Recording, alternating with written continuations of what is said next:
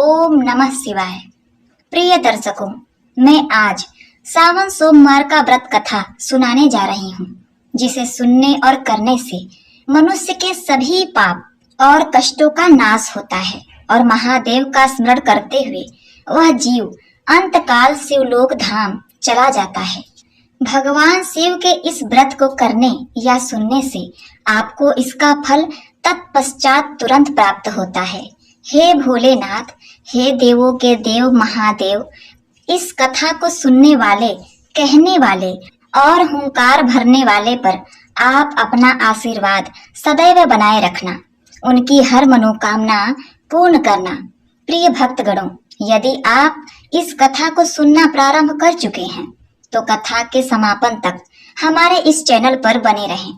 प्रिय भक्तों, शिव पुराण में कहा गया है कि भगवान शिव के इस कथा को सुनने से व्यक्ति के कानों में अमृत घुल जाता है, तन मन पवित्र हो जाता है, व्यक्ति का मन ओम नमः शिवाय का जाप करने लगता है, व्यक्ति के वाणी में मिश्री घुल जाता है।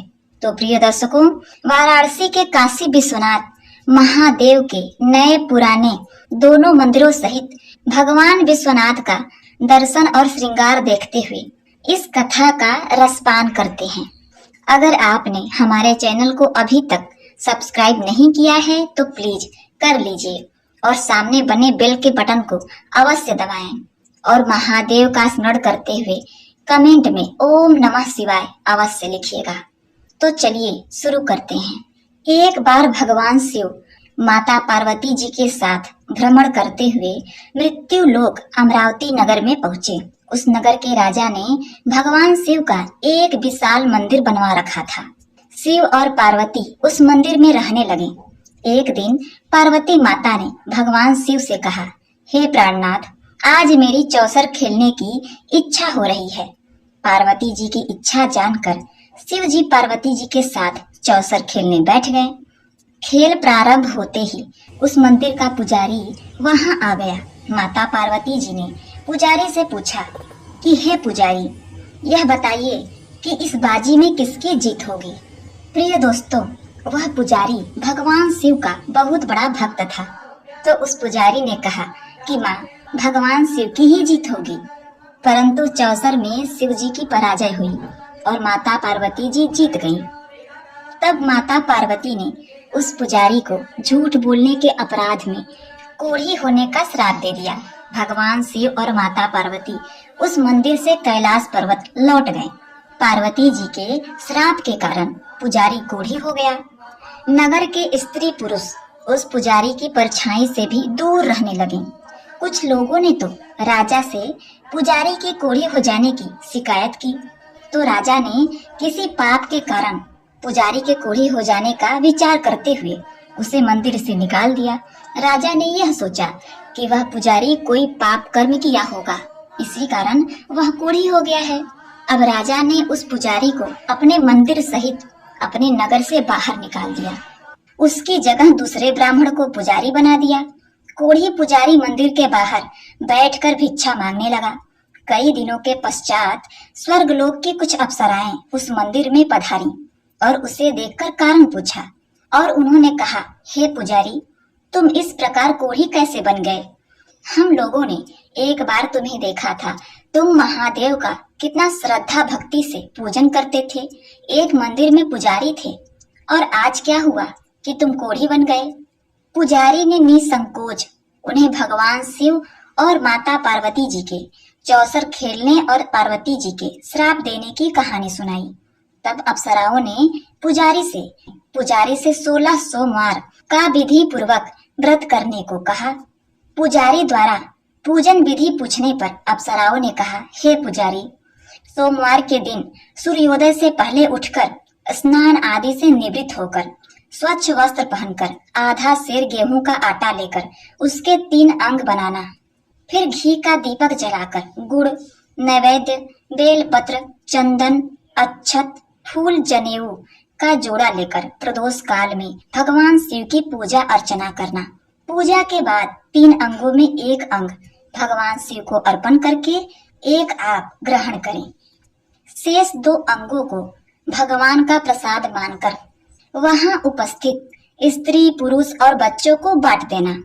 इस तरह व्रत करते हुए जब 16 सोमवार बीत जाएंगे, एक पाव आटे की बाटी बनाकर उसमें घी और गुड़ मिलाकर चूरमा बनाना।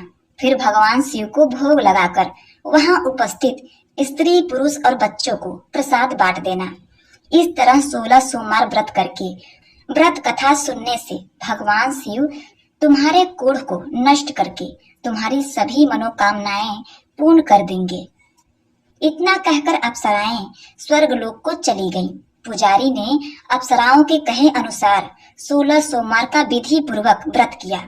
उसका पूजन व्रत करने से भगवान शिव बहुत प्रसन्न हुए और भगवान शिव की अनुकंपा से पुजारी का कोढ़ भी ठीक हो गया। राजा ने उसे फिर से मंदिर का पुजारी बना दिया। वह मंदिर में भगवान शिव की पूजा करता आनंद से जीवन व्यतीत करने लगा। कुछ दिनों बाद पुनः पृथ्वी का भ्रमण करते हुए भगवान शिव और माता पार्वती उस मंदिर में पधारे। स्वस्थ पुजारी को देखकर पार्वती जी ने आश्चर्य से उसके रोग मुक्त होने का कारण पूछा, तो पुजारी ने उन्हें 16 सोमवार व्रत करने की सारी कथा सुनाई। पार्वती जी व्रत की बात सुनकर बहुत प्रसन्न हुई और उन्होंने पुजारी से इसकी विधि पूछकर स्वयं 16 सोमवार का व्रत प्रारंभ कर दिया। माता पार्वती उन दिनों अपने पुत्र कार्तिकेय के नाराज होकर दूर चले जाने से बहुत चिंतित रहती थी। वे कार्तिकेय को वापस लाने के लिए अनेक उपाय करती हैं, लेकिन कार्तिकेय लौटकर उनके पास नहीं आ रहे थे। 16 सोमवार का व्रत करते हुए माता पार्वती जी ने भगवान शिव से कार्तिकेय के लौट आने की मनोकामना की। व्रत समापन के तीसरे दिन सचमुच में कार्तिकेय वापस लौट आए। कार्तिकेय भगवान ने अपने हृदय परिवर्तन के संबंध में माता पार्वती जी से पूछा, हे माता, आपने ऐसा क्या किया? आपने ऐसा कौन सा उपाय किया था जिससे मेरा क्रोध नष्ट हो गया और मैं वापस लौट आया? तब पार्वती जी ने कार्तिकेय जी को 16 सोमवार व्रत का कथा सुनाया। भगवान कार्तिकेय अपने एक ब्राह्मण मित्र ब्रह्मदत्त के परदेश चले जाने से बहुत दुखी थे।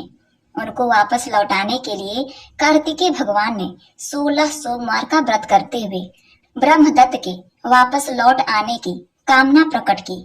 व्रत के समापन के कुछ ही दिनों बाद मित्र लौट आया। ब्राह्मण ने कार्तिकेय से पूछा, प्रिय मित्र, तुमने ऐसा कौन सा उपाय किया था जिससे परदेश में मेरा विचार एकदम परिवर्तित हो गए और मैं तुम्हारा स्मरण करते हुए लौट आया? कार्तिकेय ने अपने मित्र को 16 सोमवार व्रत की कथा विधि सुनाई। ब्राह्मण मित्र व्रत के बारे में सुनकर बहुत खुश हुआ। उसने भी व्रत किया। 16 सोमवार व्रत का समापन करने के बाद ब्रह्मदत्त विदेश यात्रा पर निकल गया। वहां नगर के राजा हर्षवर्धन की बेटी राजकुमारी गुंजन का स्वयंवर हो रहा था।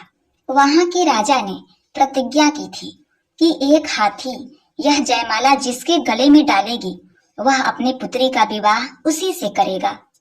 ब्राह्मण भी उत्सुकतावश महल में चला गया। वहां कई राज्यों के राजकुमार बैठे थे। तभी एक सजी धजी हथनी सूंड में जयमाला लिए वहां आई। हथनी ने ब्राह्मण के गले में जयमाला डाल दिया। फलस्वरूप राजकुमारी का विवाह ब्राह्मण से हो गया। एक दिन उसकी पत्नी ने पूछा, हे प्राणनाथ, आपने कौन सा शुभ कार्य किया था जो इस हाथी ने राजकुमारों को छोड़कर आपके गले में जयमाला डाल दी? ब्राह्मण ने 16 सोमवार व्रत की विधि बताई। अपने पति से 16 सोमवार का व्रत सुनकर राजकुमारी ने पुत्र की इच्छा से 16 सोमवार का व्रत किया। निश्चित समय पर भगवान शिव की अनुकंपा से राजकुमारी के एक सुंदर, सुशील व स्वस्थ पुत्र की प्राप्ति हुई। पुत्र का नामकरण गोपाल के रूप में हुआ। बड़ा होने पर पुत्र गोपाल ने माँ से एक दिन प्रश्न किया कि मैंने तुम्हारे ही घर में जन्म लिया, इसका क्या कारण है? माता गुंजन ने पुत्र को 16 सोमवार व्रत की जानकारी दी। व्रत का महत्व जानकर गोपाल ने व्रत करने का संकल्प लिया। गोपाल जब 16 वर्ष का हुआ तो उसने राज्य पाने की इच्छा से 16 सोमवार का व्रत विधि विधान से किया। व्रत समाप्त के बाद गोपाल घूमने के लिए समीप के एक नगर में गया। वहां के वृद्ध राजा ने गोपाल को पसंद कर लिया और बहुत धूमधाम से अपनी पुत्री राजकुमारी मंगला का विवाह गोपाल से करा दिया। 16 सोमवार के व्रत करने से गोपाल महल में पहुंचकर आनंद से रहने लगा। 2 वर्ष बाद वृद्ध राजा का निधन हो गया तो गोपाल को उस नगर का राजा बना दिया गया। इस तरह 16 सोमवार व्रत करके गोपाल की राज्य पाने की इच्छा पूर्ण हो गई। राजा बनने के बाद भी वह विधि विधान से 16 सोमवार का व्रत करता रहा। व्रत के समापन पर 16वें सोमवार को गोपाल ने अपनी पत्नी मंगला से कहा कि व्रत की सारी सामग्री लेकर वह समीप के शिव मंदिर में पहुंचे।